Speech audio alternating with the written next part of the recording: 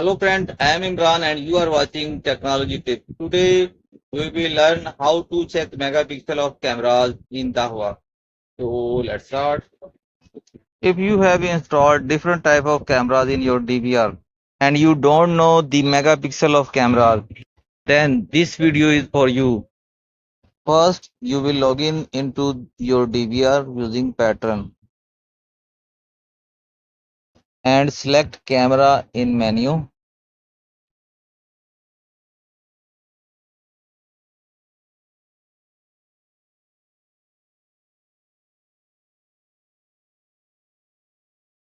And here you will find the encode setting.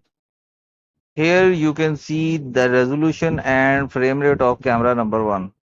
The camera number 1 is 1080p, which means it is a 2 megapixel camera.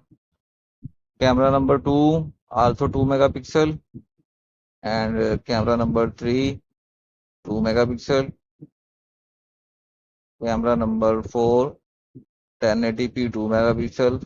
Camera number 5 1080p 2 megapixel. Camera number 6, now it is a 5 megapixel camera. You can see 5 megapixel. And camera number 7. Camera number 7 is also 5 megapixel camera. And you can see the frame rate.